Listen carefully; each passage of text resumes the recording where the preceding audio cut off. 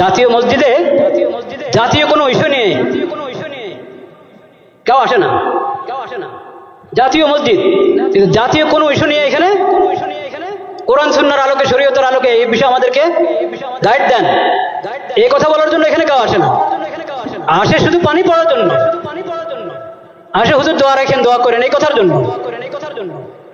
এই কথার জন্য আসে না যে জাতিসংঘের দফতর ঢাকাতে তাদের অফিস করার জন্য, দফতর করার জন্য কথা উঠছে, এটা কি আমাদের জন্য ঠিক হবে?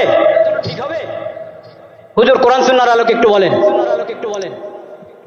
এটা লালবাগ শাহী মসজিদের খতিবের কাছেও যায় নাই, চকবাজার শাহী মসজিদের খতিবের কাছেও যায় নাই, আন্দরকিল্লার খতিবের কাছেও যায় নাই, বয়তুল মোকাররম জাতীয় মসজিদের খতিবের কাছেও আসে নাই। কেন? আল্লাহ ইমাম এবং খতিবকে কেন ইমাম বানিয়েছেন এটা তারা জানেই না, বুঝেই না। একটা ধর্ম মন্ত্রণালয় আছে, ধর্ম মন্ত্রণালয়ের মধ্যে একজন আলেমকে বসানো হয়েছে, মাশাআল্লাহ, খুশির বিষয়, বিজ্ঞ আলেম, কোরআন সুন্নাহর আলেম। তো যে কোনো বিষয় দেশের প্রথমত ধর্ম মন্ত্রণালয় থেকে অনুমোদন নিতে হবে, ধর্মীয় দিক থেকে এখানে আপত্তি আছে কিনা, এই বিষয়ে ধর্মের নির্দেশনা কি, ওখান থেকে প্রথম অনুমোদন নাও, তারপরে অন্য ফয়সালা, অন্য মশওয়ারা।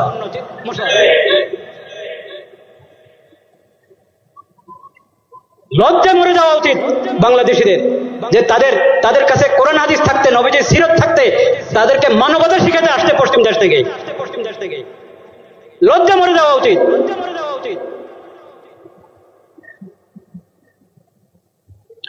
আমরা আল্লাহকে সাক্ষী রাখছি, আমরা এসব অপকর্মের সঙ্গে বিলকুল আমরা সম্পর্কযুক্ত না। আল্লাহ সাক্ষী, আমরা এই ধরনের সমস্ত কর্মকাণ্ড থেকে সম্পর্কহীন। কাকে এখানে পাঠাবে জাতিসংঘের পক্ষ থেকে? আবাসিক সমন্বয়কারী। ওই আবাসিক সমন্বয়কারী কি জানেন? সমকামী। বলেন নাউজুবিল্লাহ। এখন ওখান থেকে প্রস্তাব পাঠানো হয়েছে, এখান থেকে হ্যাঁ বলতে আর কতক্ষণ লাগবে আল্লাহ জানে।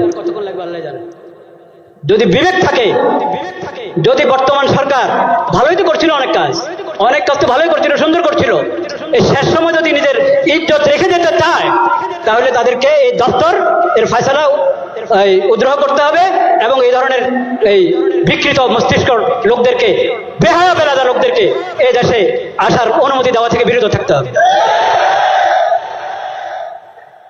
শেষ সময় নির্বাচনের ঘোষণা করে এখন নিজের ইজ্জত নষ্ট করবেন আপনারা? এইসব হারাম কাজ অন্তর্বর্তীকালীন সরকার করক তাও হারাম, নির্বাচিত সরকার করক তাও হারাম, যে করো এসব কাজ হারাম। ঈমান রক্ষা করো।